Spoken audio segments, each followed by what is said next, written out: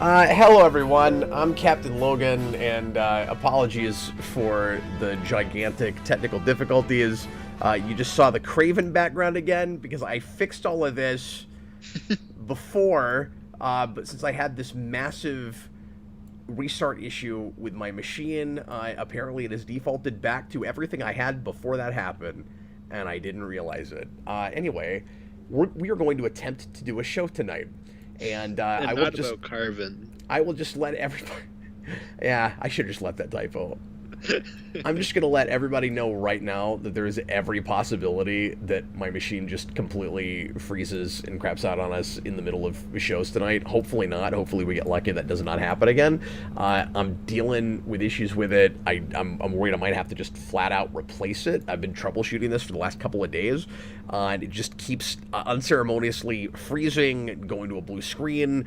Occasionally, like it's a serious issue that seems to be graphics card related, and I keep thinking I've solved it, and then it happens again. So anyway, not to get too inside baseball about the boring behind the scenes of just having a regular CPU that is suddenly not working the way it ought to. Tonight, we're gonna do a ReQuest on an amusing little film from 2010 called Tucker and Dale vs. Evil, and this is a movie, Austin, that I had not heard of at all. I didn't know about this one, and this is a kind of, I don't know if I want to say like golden age, because I don't know my stuff well enough, but just looking back on it from the few things I've seen and know about, this seems like a really good time for horror comedy. You had Zombieland the year before this, which is a movie I like quite a bit, and this is a very different animal from that, but is still for probably a lot of the same audience as a thing like that, and as see, I don't know my horror comedy stuff. What is that trilogy, that ends with what, like the end of the world or whatever that's called? Oh, the World's End, the Cornetto trilogy. Yeah, that starts around this time, does it not? I want to say it's like several years before Shaun of the Dead. Okay. I feel like that's early 2000s, and Zombieland is late 2000s. Yeah, Zombieland's 09. I've never seen Shaun of the Dead, so I couldn't come up with it here in the moment. But oh, you should. You would love that movie. Yeah, I'd like to. And in fact, I thought it was requested at some point, but we've not hit it, so I guess not. Oh yeah, I'm not sure. I don't remember seeing it on the list. I think Hot Fuzz, which is the second movie, the cop one, I think is requested. Maybe that's why I thought that. Okay. This one was requested on Patreon by Hayden Spring. Thanks a lot to Hayden. And he was here in the comments earlier. We were kind of throwing quotes back and forth. So Hayden, if you had to go because we were taking too long with technical problems, apologies there. But here we are. And Austin, you had seen this one before, yes? Yeah, this is a movie that was kind of on my list for a while, and I finally watched it last Halloween. It's not like this year's Halloween, but 2023. Oh, cool. So, sort of fresh on your mind, even. Yeah, exactly. So this movie has some actors I'm familiar with, and several that I had never seen in anything. Obviously Alan Tudyk I've seen in a million things, and he's a wonderful character actor that does lots of comedy and drama, but particularly comedy. And then one thing that's neat about this movie for me, and I noticed it right away, is this movie has a Power Ranger, and it has one of Jason's favorite Power Rangers, who is SPD Red. And Jason last night so this is one of those Power Rangers that actually goes off and has a career, which is cool. And he, like, not as big as somebody like Rose McGivers from iZombie, but he does a lot, and he's still around. And I'll look his name up real quick. Brandon J. McLaurin, who plays Jason in this movie, and he is, spoilers, one of the kids that lasts the longest, but still ends up accidentally dying. Yeah, I was gonna ask you which one the Ranger was. I wasn't sure. Yeah, he's the black guy. Oh, okay. Oh yeah, he gets pretty far. He doesn't get a ton of fun things to do in this. He's wonderfully sarcastic in SPD. And it was just a really surreal experience because last night Jason did a segment on the Captain Logan show. Austin, you weren't there for the show, but it was very specific. His list was the top 5 Power Rangers with the best Red and Green Ranger dynamic. For Christmas, you see. And, of course. And SPD was number 1 on his list. So we were just talking about this guy like an hour before I saw this movie. Dan Sten just said the director is also married to Lightspeed Yellow. So apparently really? there's just... That's cool. Yeah, so apparently there's just a lot of... Power Rangers all around. Yeah. That's so good. Oh, and the son of Sally Field, of all people. Weird. Yeah. This movie is one of those, what is it, like 7 Degrees movies or whatever it is, 6 Degrees, whatever that game's called. Yeah. I want to look Kevin Bacon, but of like everything. 7 Degrees of Power Rangers, I guess. Yeah. Although it's much closer than 7 Degrees. So I wanted to look at the budget of this because this is one of those movies that is obviously very professionally made, and I wouldn't say looks like a B movie, but it's certainly riffing on B movies and didn't look like a super expensive movie. $5 million. And it's all on the screen. Yeah, I would say it's a pretty good-looking $5 million movie. Yeah, absolutely. Yeah, I would say that's about what I expected because it's definitely like a lower-budgeted film, but like it's easy to make horror on a low budget. Hayden, I wanted. He's in the comments. He just said SPD is just the best at everything. Honestly, yeah. I mean, and it's not my favorite, and I haven't seen all of it, but it's kind of unequivocally in the top 3 at least. I want to know, Hayden, if you picked this because of Power Rangers. You know, for me, just knowing that I'm a Ranger guy. Maybe. I know I've talked to him about this movie before, and like he's just a really big fan of this movie, but that maybe like influenced it. Well, before we get too deep into it, Austin, why don't you give us a real brief synopsis? This is not the most complex plot of anything we've talked about. So this is not a zombie movie. No, it's not. This is kind of... Did I say something that made it sound like a zombie movie? No, I just feel like the title sounds like it. I think we talked about this at the end of the last one, where I was like, you were like, it's like some sort of like zombie thing, right? And I'm like, no. I was expecting with that title for it to be like an even more farcical Evil Dead or something, and there's no way that... I was going to say, there's no way the Evil Dead movies aren't an influence on this, but that's probably an influence on the majority of horror comedy that comes after it that has any like slasher or gore element to it. Yeah, exactly. Because this is a real farcical, gory movie that is, you know, ultra violent, but like hyper violent. But I don't even feel like the point is the violence. It's just part of the gag of it, part of the joke of it. Yeah, exactly. So this is kind of a slasher film. It's basically a parody of, you know, something like a Friday the 13th or Texas Chainsaw Massacre. We have Tucker and Dale, who are 2 hillbillies that have their own little summer cabin they're going to, and a group of college kids show up, and they're like, "Ooh, these guys are creepy. Like we're in a horror movie." And they all start dying one by one by complete accident, and then it becomes like a flip around thing where they're like, "Oh, these 2 hillbillies are killing us. We have to get revenge. We got to kill them." And of course, they're just 2 guys, you know, enjoying their day, and it's a complete misunderstanding. And then it completely blows up when the main college kid is like completely insane and just wants to kill all hillbillies. You realize that the real slasher was among us all along. Exactly.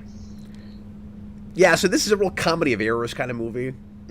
Yeah, exactly. It's the sort of story that I assume I'm going to find really irritating and is going to be redundant in one note, that just on principle I kind of push back against, where as soon as I realized where it was going, I went, I don't want to sit through a horror sitcom for an hour and a half. Like, well, based on premise, like, it sounds like it could have been like a Family Guy cutaway where it's like a funny joke for 20 seconds, not a movie. Sure. And it somehow manages to hold it.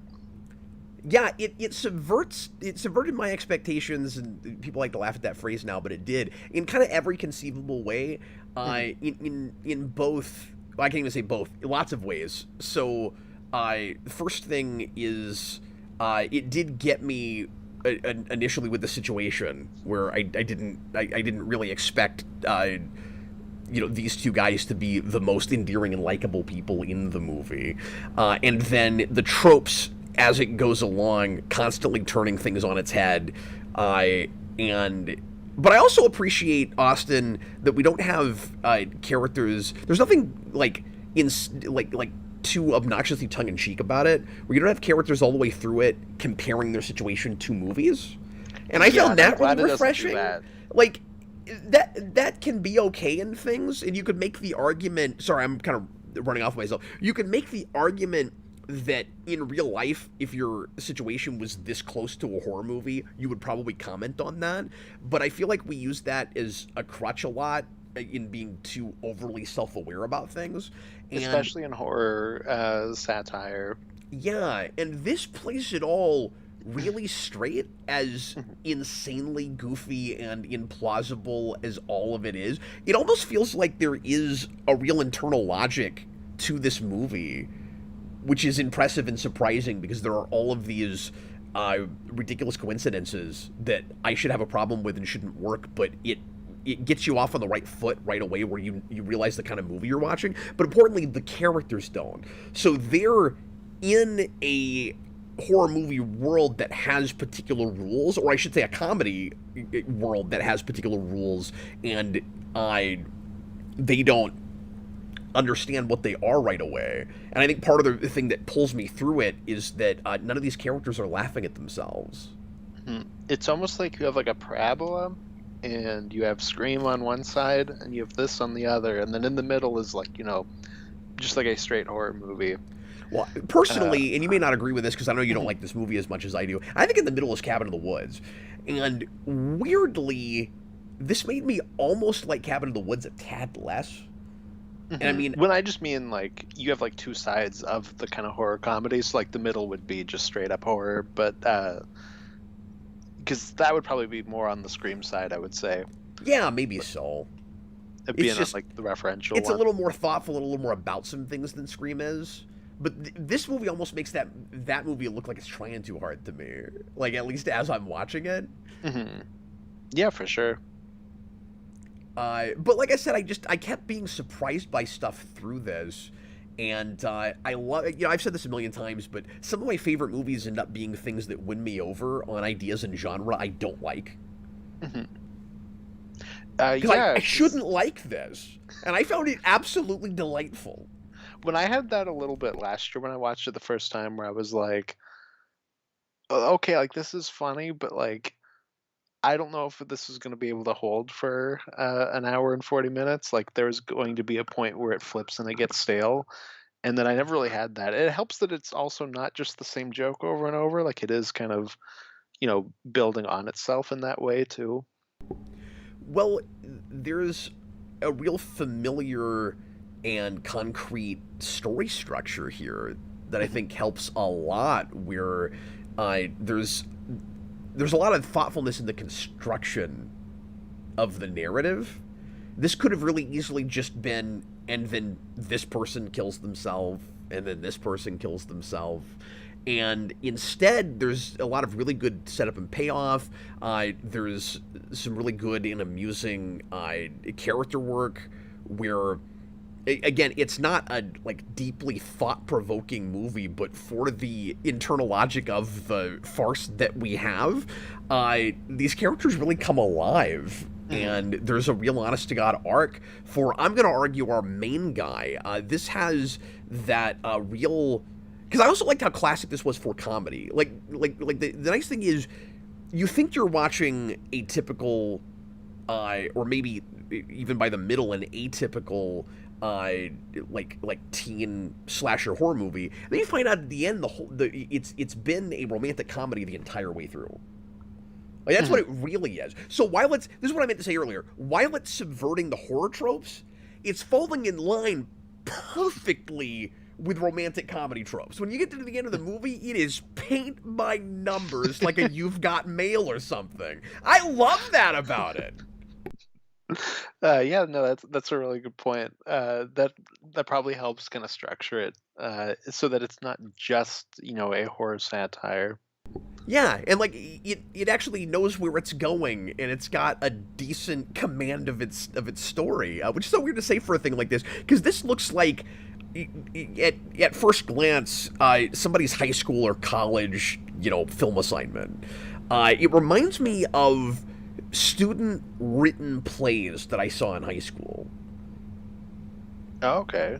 Where in a lot of that kind of thing was like whodunit type things, where it's going to be a comedy of errors. You're going to have all these misunderstandings. You're going to have a bunch of kids in a house that are each getting like killed one by one, and people are trying to investigate and figure out what happened to everyone. I saw a play like that in high school that some of my friends made, and it was funny. Like, all the jokes were well written, but it was one note. It wasn't really going anywhere.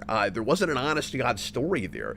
Dale, our true main character here, because again, it's a classic duo where you put the main character, you put one character's name first, who is Tucker. The story's really not about him. It's really about the other guy.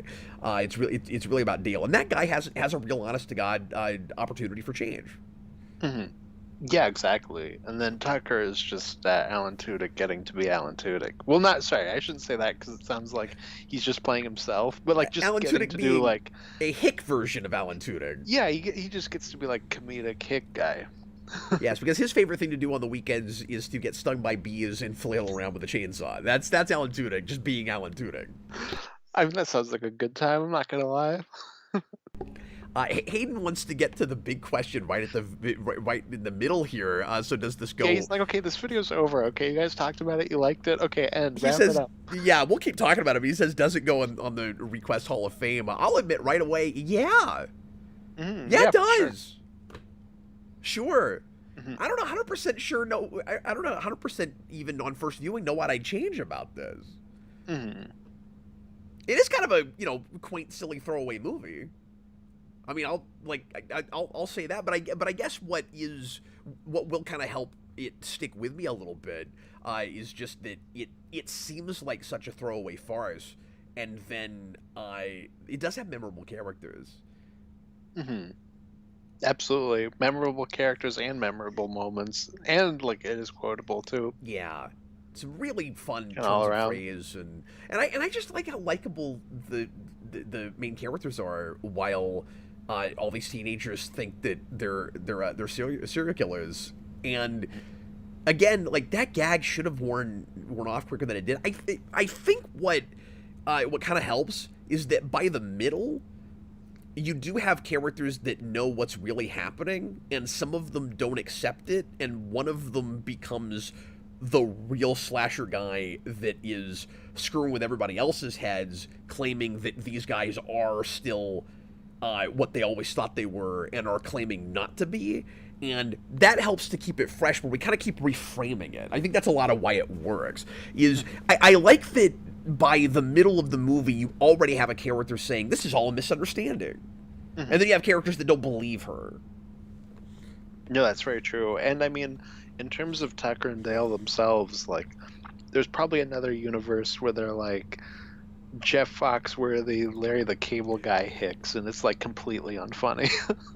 Yeah, or it's actually those two comedians playing these characters and trying to make a franchise out of it.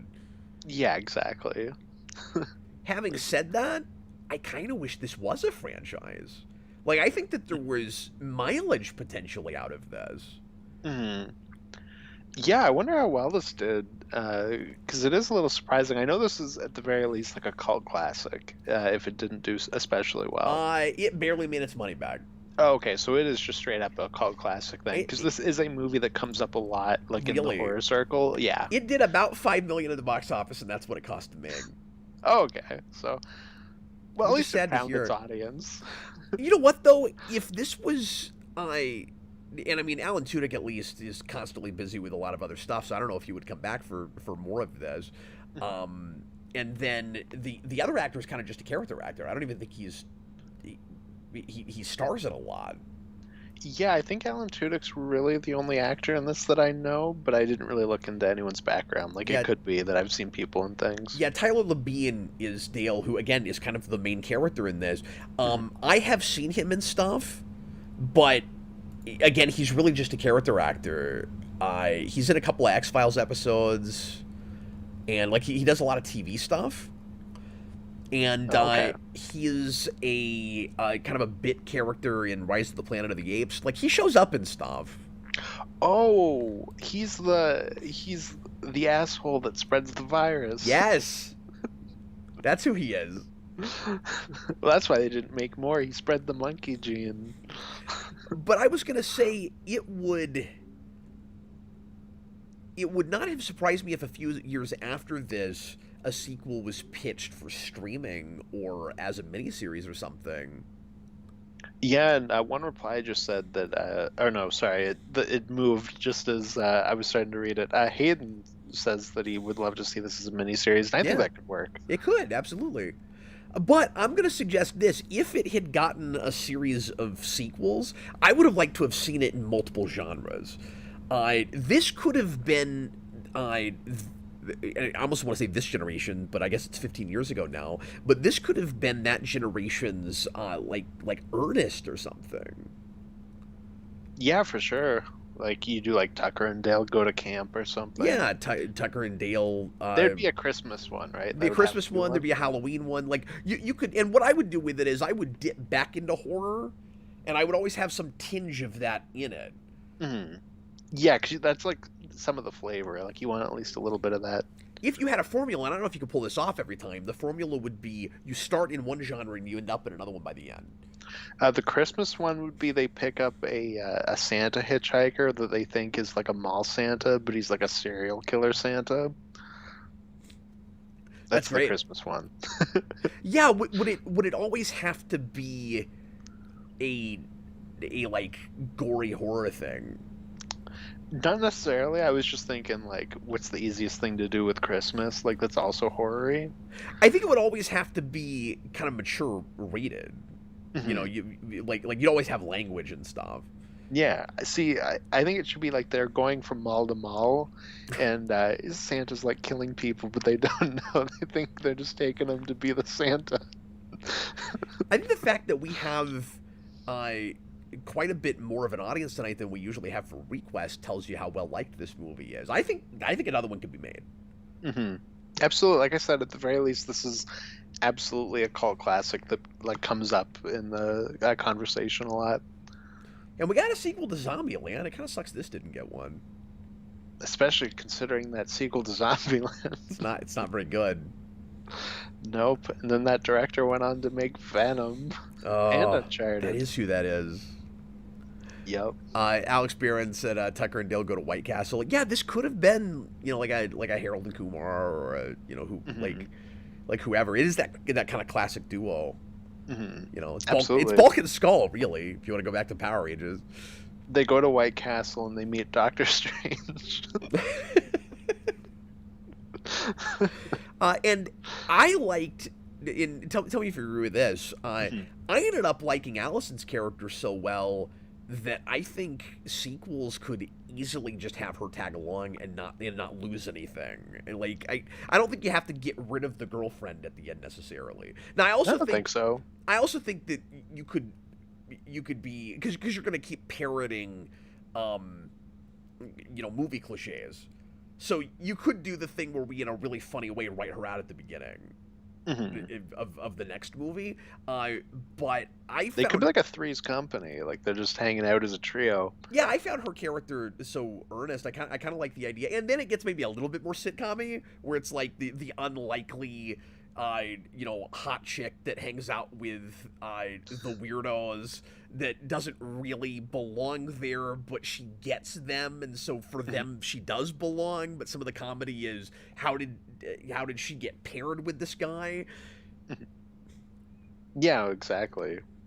I Well, thought they then, had a great comedic chemistry. Like I completely buy, and like you could see where that's going from a mile away, and I'm hoping to God it goes there. That's why it works. When you get to the end and they actually make out, I was like, I like you have to do that, but like thank God I'm buying it. mhm. And I know it's a super silly movie, but just like I bought into the internal logic of the whole thing. Yeah, absolutely. Especially, with like the kind of horror trappings that you're starting with them, where she wakes up like in their cabin and like the kind of creepy setup of that. Like it's amazing that they're able to make it so believable.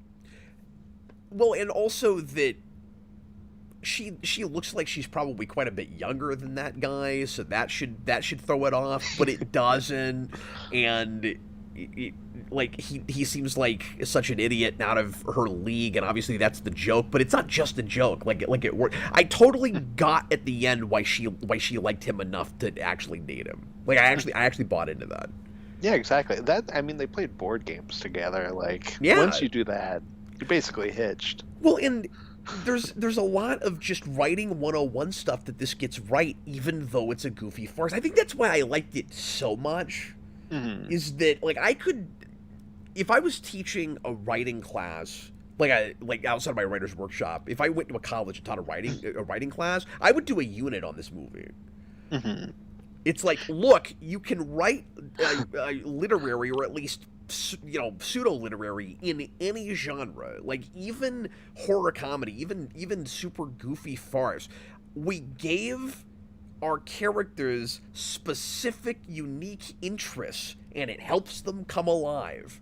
And so Hmm. many things miss that. This guy likes board games, and he's good at trivia, and he seems like the last person on the planet that would be any good at that. And it's used as a plot device at the end in a really amusing way that he remembers so much of what he sees. But but it helped flesh him out. It helped make him feel real in this world.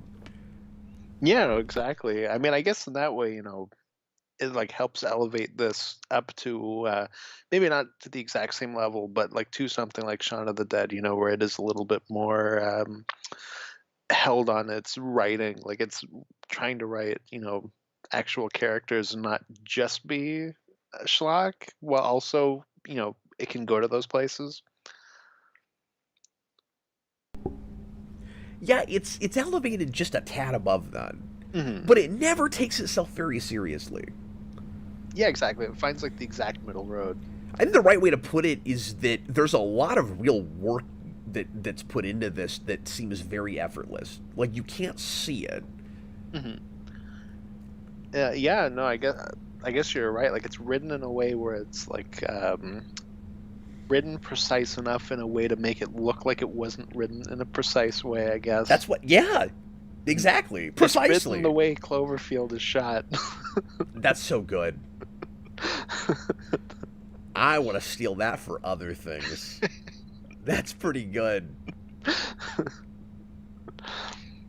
What do you think of Chad? And I love that the villain's name is Chad. By the way, Oh, Chad's such a he has to dickhead be. kind of name. Like I love that.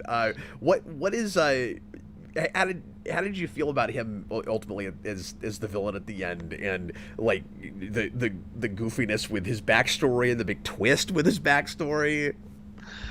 Yeah, it's almost like you have Gaston, and then by the end you reveal that he is like the son of a different beast. That's great. Because like that's kind of what he is, right? Like he's like your Gaston. Like Yeah, because he's trying to marry the girl. He's trying to force her to get with him. he's like your traditional leading man, but he's the villain that's gonna, take down that guy who would be the villain in another movie. That's a great point. Hmm. I also love that you brought that up because that's a callback to it. See, we got continuity on this show because we've actually reviewed that on this show. Very true, very true. He's just missing his what is that guy's name, LeFou or whatever. He doesn't have a LeFou. No, No, he needed one. he's like if LeFou jumped into a wood chipper. Well, you know how LeFou would die, right? in this movie, when they push not Gaston out the window and he dies, LeFou would be like, "No," and then he would jump down after him. You know, it just occurred to me. I think SPD Red Ranger actually, because I can't remember his name because I don't know that show that well. I think he actually has my favorite death in this movie. Okay, yeah. Where he gets caught on fire and he's flailing around, and then Dale says, "Stop, drop, and roll," and then the girl, what is her name? Oh, I'm blanking on Allison. names. Allison. Oh, okay. I was thinking of the other girl that's in that. It might be scene. the other girl. I can't remember if it's Allison or her, or if Allison's been knocked out again by this point, because one of the running gags is she constantly gets hit in the head and gets knocked out. But I think, but one of the two of them picks up a bucket of what they think is water, but it's probably, like, I don't know if it's lighter fluid or what it is, but like something you should not put on fire, and then it just billows up a lot more, and then it catches the whole cabin on fire. That whole thing is just wonderful. No, that is really funny. Yeah, that's the other girl. That's like she's like the slutty one or whatever. Like she's like the one with like the low cut shirt. It is like the more promiscuous one you'd see in a horror movie. No, Senior Sticks, I know he's actually the Red Ranger. I'm saying I don't know the character's name because I don't know that show very well. But no, that's a really good one. I also like the tree one just because of how absurd it is. You would just like everything with from like the bees to just running into a tree hard enough that it impales you. Like all of that's just really funny to me. Oh, Jack, that's that guy's name. Sorry, that was gonna drive me crazy. Oh, okay, there you go. You got it. I got it. Yeah, no, that one's good, and a lot of accidental impaling, which I found funny because there are a few tropes in this that I know more from Smallville than anything, because that show turns into a horror show all the time, and there's a lot of convenient bad guy deaths in Smallville so that Clark doesn't have to be a murderer, where they accidentally impale themselves on something, or fall from a high place, or catch themselves on fire, but a lot of accidental impaling, and that happens in this at least 2 or 3 times. Yeah, exactly. And you get the wood chipper one's a great one. That's one of the first ones.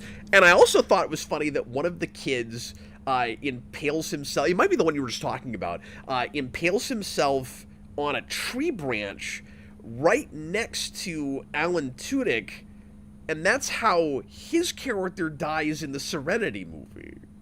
That's true. And I don't know if that's on purpose, but something about the way that was shot, like, it's not exactly the same situation, obviously, because the guy's not in a cockpit or anything, but I felt myself wondering if that was intentional or not.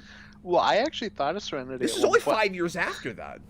I thought of that exact moment in Serenity while watching it this time, when they crash the truck when they're trying to get away from Two-Face Chad, and it like I think it's like a tree or something like comes through the windshield. I was like, oh, it's the Serenity bit. Alan Tudyk's gonna get unceremoniously taken out here. Oh, Hayden says that Ranger actor is also in Smallville. And now that he says that, I'm having a vague flash, but I can't remember what episode. But that makes sense because... Is he a crypto freak? Well, I think he might be, but he's Canadian, and he lives in Vancouver, so of course he's in Smallville. And this probably shot in Vancouver. Yeah, probably. Because everything shoots in Vancouver. And this looked like Smallville Woods to me, so like, it probably is Vancouver. Or Australia. It's one of the two, but it's probably Vancouver. Yeah.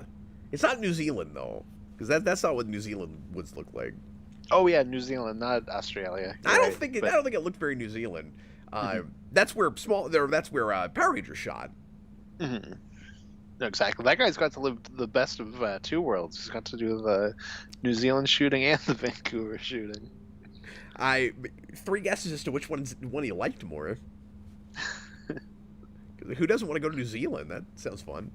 Oh, they're gonna say just because he's Canadian, he's just like, I get to be home. I live 5 miles away from this set. Well, I get to wake up. That's Australian. I can't even do a Canadian accent. What am I doing? Oh, Hayden says he's just playing basketball and it's a bit part. in Small. I gotta figure out what episode that is. Sorry, we're just talking about this one guy. We've talked about other people around. I really like the Tucker and Dale relationship. I found myself, and I think this was this is on purpose. Like, I think I was supposed to, not really trusting Tucker with the way he was treating his friend through a lot of this. Mm-hmm. Where he keeps telling his friend to step up and take chances, and to see there's like a little bit of meaty stuff to talk about with this, where he's telling his friend that he is not believing enough in himself, and he also keeps cutting him down because he's a little selfish. So he'll be like, step up, except not right now because you're taking something away from me that I want. So he'll easily get jealous. It's like, well, stand up for yourself, but not right now because I want that last beer. You can't have it. Or stand up for yourself, but I'm jealous that you're getting the girl and I'm not, even though I told you to go ask her out. And that is wonderfully remedied by the end in like a really heartfelt way. I was surprised by it. Yeah, and I mean, it feels in a lot of ways, the way that friends kind of make fun of each other, even if it is kind of putting them down in a way, like it's, that kind of humor. But it comes from also a believable insecurity that makes him really vulnerable by the end. And of course, we typically have to wait until he looks like he might be dying, or he's, in real bad shape out in the woods. Mm-hmm. And he's lost his fingers. Oh, he got at least one of them back. And he got one of the dead girl's fingers, which is disturbing. That's what I mean. He got one of his back. There were a lot of gags in this that usually don't make me laugh, and I liked them more, I think, just because I liked these characters. Like, that was funny to me. There's a lot of places where it wouldn't be, but I liked these people. And it does like a lot of black comedy in like a sincere way, where like it kind of like cuts back on how black the joke is, but like not in a way where it like undercuts it. Like that finger moment, like that's obviously like a very dark bit, and some of the deaths are as well, but like it plays it in a way where it doesn't feel as dark as it kind of is. Yeah, and that's where the movie is a little tongue-in-cheek, but not in an irritatingly self-aware kind of way. Yeah, they're not winking at you. We're so with the characters and seeing everything from their perspective that there's stuff that would come off otherwise mean-spirited if we weren't with them and in their heads. All the way to you get to the end and another hillbilly friend of theirs goes to ask out a girl, and then it turns into another new misunderstanding, and that girl gets knocked out maybe or might be hurt, and they say, who cares, and they just start making out. And in another movie, that seems really mean-spirited, but again, I like these people, and after everything they've just been through, they're like, that'll work out. And in this world, I was okay with that ending. I don't think I would have been in anything else.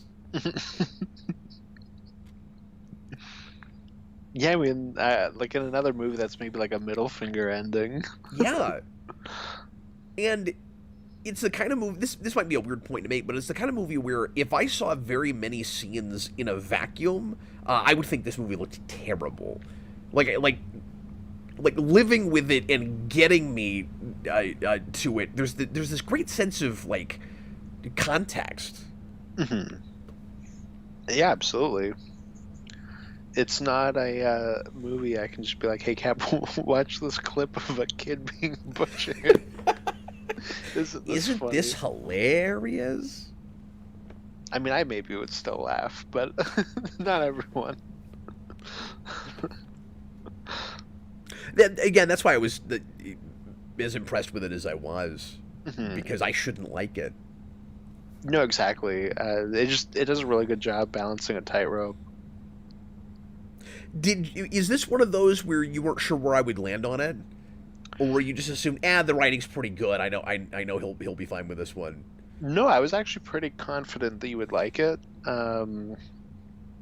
Because I kind of had that sense where I was like, this is maybe, a little bit more than just LOL. People are getting butchered. Ain't that funny? Yeah. I was like, you'll probably get into some of that a little bit more because it's not just that. So I was pretty confident that you would like it. Well, and the absurdist humor, to your point a minute ago, made the black stuff feel a lot lighter. Like when the big reveal is, Chad is part hillbilly. Like hillbilly is a species. Like it and was. They show the newspaper, and it's just that actor with like one of those. Yeah, the beard. Dude, I was so confused for us. I'm glad that they kind of spelled that out because I was really confused in the moment. I thought the idea was somehow this kid like hadn't aged and was himself responsible for that massacre, and I was like, but he was like 6 years old. No, he wasn't even born yet. Mm. And so I was like, wait, how's that even possible? And then Allison shows him the picture and is like, he looks just like you. This must have been your dad. He must have actually caused the massacre that you think he died in. And you are part hillbilly. And like it's even making fun of like pretentious like character and thematic stuff in just movies in general, but maybe even horror movies that are trying to elevate themselves but aren't quite getting there. Where it's like he is he doesn't realize that he actually has hillbilly blood or whatever. He's part hillbilly, and at that point in the movie, he's become Two-Face. Mm-hmm. So now there's like a dichotomy thing. Now there's an identity exploration happening. I know, isn't that amazing? Yeah, we did a. If only he had like. Did half you think the about beard that? on We the did burn like side. we did a duality thing with this guy. Mm-hmm. It's great. No, absolutely, yeah. I'm sorry, I missed what you just said. I said, do you wish that he had like part of the beard on his burn side? That would have been great. That's not even going too far with this. You could have made it work. I love that they did the Two-Face thing. Mm-hmm. I love that when he comes out of the fire and he's like Two-Face, because Allison's she's in school to be a therapist, and she's basically like, oh, let's wait to talk this out. Like, we can do this. And then he comes out freaking out and he's got his axe, and she's like, no, let's just run. That's the better idea. The part hillbilly reveal, and it's really funny that's the only word they use too. Mm-hmm. Like you could say hick. No, it's always hillbilly all the way through it. It's consistent, yeah. Which is, I think, part of the joke because of like slasher hillbillies and slasher movies. But that revelation comes off like the Indoraptor in Jurassic World, which I realize came after this, but it's like it's part raptor. The difference, though, is that the Indorex is just a giant raptor, and it's revealed that it's part raptor. This man, at least, is not just a hillbilly walking around. Oh, no, you're right. In Jurassic World, it's the Indominus Rex. Mm-hmm. And it is something of a reveal in that the Indominus Rex has raptor blood in it, and that's why it can do some of the stuff that it can do. It's Jurassic House that gives us the Indoraptor, where the revelation is it's part Indominus Rex, which in itself was part raptor. Yeah. And like I said, the Rex one, it's like the most obvious twist of all time. Like, of course it's part raptor. No, I mean, no, you're right. That is obvious. I'm just saying it at least counts as a revelation. How is it not like the Indoraptor does not count as a revelation? The revelation should have been that it's part human, right? Yeah, that's where you go with that. Of course. No, okay. They were already going so far over the top. Why was that? Anyway, we're just talking about Jurassic World again. Hey, we got new pictures of Jurassic World. Everybody's waiting for us to talk about those. That's the main thing. Oh, I didn't know about here that. For tonight. Really? Yeah, we got pictures of them like in the woods or whatever. Oh, you think they shot it in Vancouver? Hopefully. New Zealand? A little bit of both. No, like I said, this was just kind of delightful. Mm-hmm. No, I'm glad you liked it as much as you did. I probably didn't expect you to like it that much, but I definitely expected you to like it. Yeah, I mean, some of it is. I think I found myself just in the mood for a thing like this right then, Hmm. and I to not to throw anybody under the bus at all, but we've watched a few not so great movies lately on ReQuest, so it was nice to have something that was not only good but just kind of laid back, and I guess I was again just kind of in the mood for a thing like that. Yeah, You just know, like it ends up comfy. being a feel good movie in a very strange way. I mean, hey, a bunch of college kids done got killed. That's pretty feel good to me. Well, and there's so much, obviously, uh, horror deconstructing the genre and making fun of the genre, and it feels like that's kind of all we make a lot of the time. Hmm. And it was refreshing to see one that went to a place that I wasn't expecting, and then again just doesn't take itself very seriously. Yeah, and I think you make a really good point that it's not like in your face self aware, which is what we always do post Scream with horror satire. Not one time does anyone say, "Oh, don't go in that house." You know what happens in horror movies when you go in that house. Now, there are a couple places where somebody's like, "Oh God, don't do that," but they never evoke movies. Hmm. Yeah, exactly. They homage it, like you can tell just visually, like if you've watched horror movies, like what they're doing. Like you'll get like the creepy guy at the store, that like runs it, the cashier. It's like a cliche we all kind of know, uh, but it doesn't spell it out for you. Just if you get it, you get it. Yeah, and I thought it was even really inventive with some of the way it handled miscommunication and misunderstanding. Hmm. I like contriving the most ridiculous possible reason to have someone chase people with a chainsaw. Well, that leads to one of my favorite misunderstanding lines when Alan Tudyk gets back to the cabin and he's talking to Alice and he's like, "Oh, I ran into one of your friends. I was being chased by bees. He must really hate bees because he was running like crazy." Well, and I also think they're inventive with some of the like people conveniently listening in on conversations that sound like they're about something else. When we get back, let me finish her off. Mhm. He's talking about the board game, but it sounds like he's Yeah, gonna kill her. yeah, no, All of exactly. that's really well handled. Or they're digging the hole in the backyard for the Yes, outhouse, and they're like, "Oh my God, he's disgusting. he's He's making he's her making her dig dig her her own own grave." grave. And then they find ways to, from their perspective, make it look plausibly like he's being mean to her when he's not at all. Hmm. And so Yeah, when we come exactly. back to it from their perspective, they're just hanging out and working together. I also love, like, sometimes it's turning cliches on their heads. Sometimes it's just using them in really amusing ways. Like, you've got to contrive ways to give characters skills that they wouldn't likely have. So we just go, she grew up on a farm. Because of course we did. Like that's a movie trope we do all the time, right? Where you Oh, gotta have absolutely. you gotta have the really attractive, seemingly airheaded bimbo that is not quite what she seems. I mean, if this movie has a moral, it is the don't judge a book by its cover thing, Hmm. which is very consistent about all the way through. In fact, every major character. Now I'm just thinking of really easy analysis with this.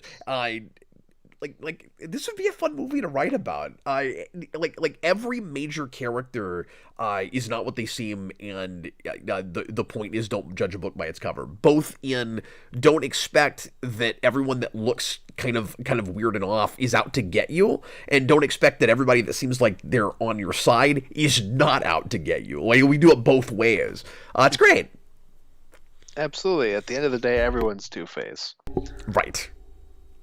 And Okay. also visually, in terms of like the cutting back and forth thing that you're talking about, there's also a really good one where we get to the college kids get to the cabin and they're like, "Oh, that place is creepy."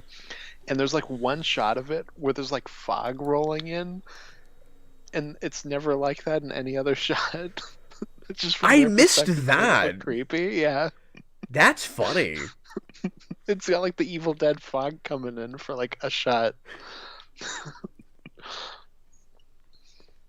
Any last words about this one, Austin, before we reveal what we're doing at the start of next year? Because we're going to break now from the show and really just videos in general, for the most part, until we get past New Year's.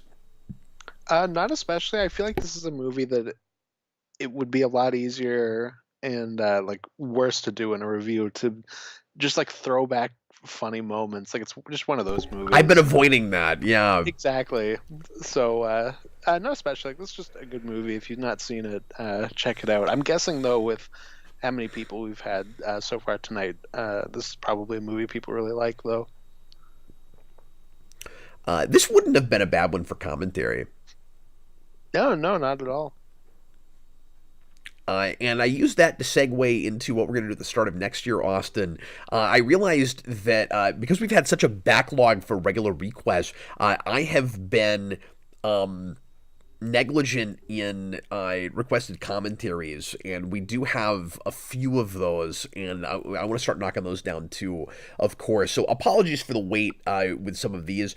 Honestly, I just let time get away from me, and I was looking at this today, and I went, "Oh crap, we have some of these," and we had some Well, and they're people. on a different list too, so it's Yes, not like yeah. and we've got people, but we do them the same night of the week, so I've got to jump back and forth a little bit. So apologies for how long it's been since I've done that.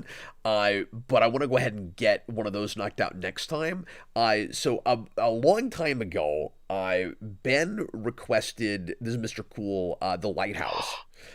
And we're going to open the year next year with a commentary on The Lighthouse. Which is perfect because Nosferatu's coming out, and that's his newest movie. Oh, is that who that is? Yep.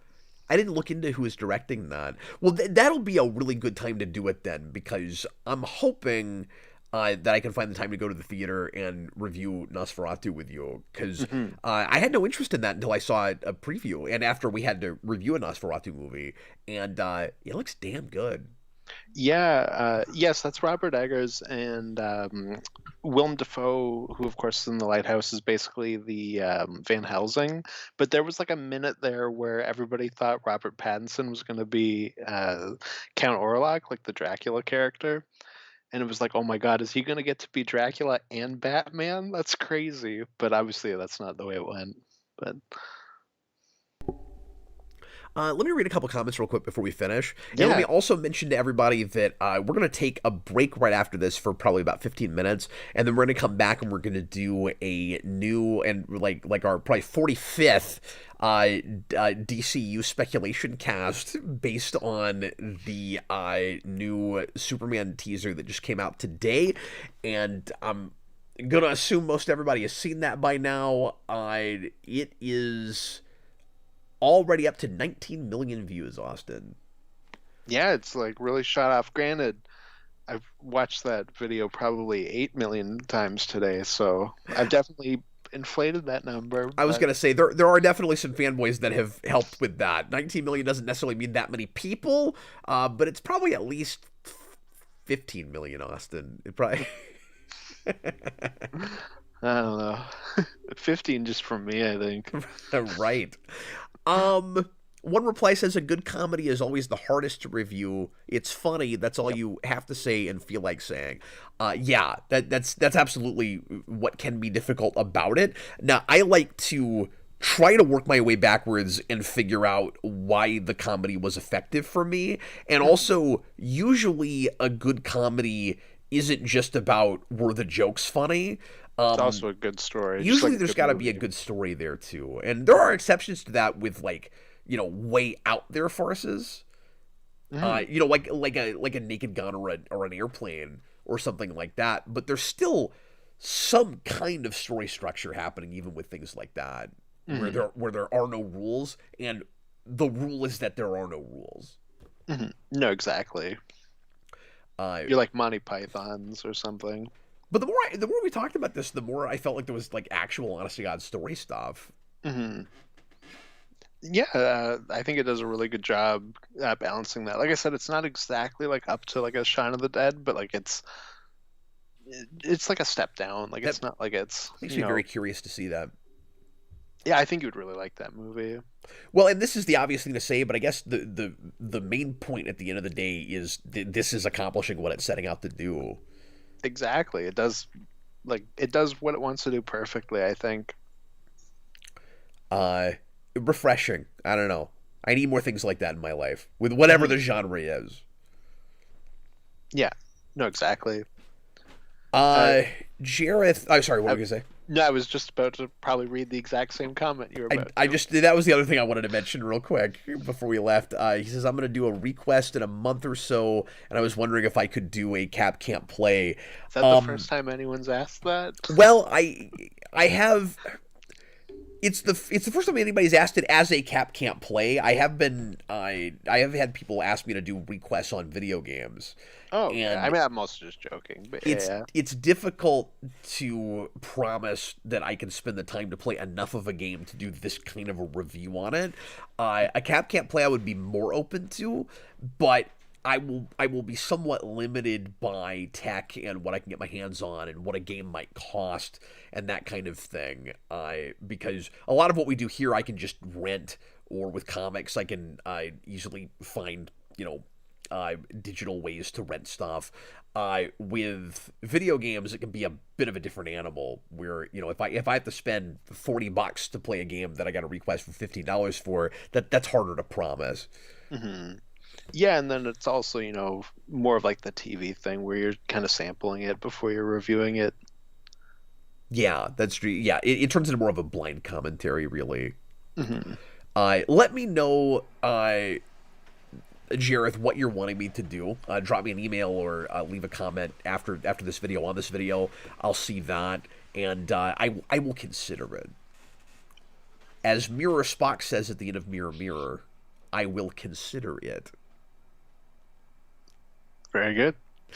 Thanks a lot for watching, guys. And again, Austin and I will be back with a discussion about the Jurassic Superman World. about the Superman teaser and where that movie is going and how we feel about all of the imagery that we're seeing with that. And he says Tomb Raider from 2013. I would love to play that. Oh yeah, that would be a fun one. I've sampled it. I've played maybe a couple of hours of it, but I never got back to it.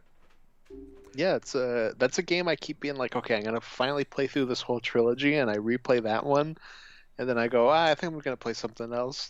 I gotta check and see if I have a copy of it, but if I don't, that's not an expensive thing to get your hands on. I wouldn't think so. That also might be on like PS Now or whatever that is. Yeah, I'm not subscribing to that anymore though. So. Oh, fair enough.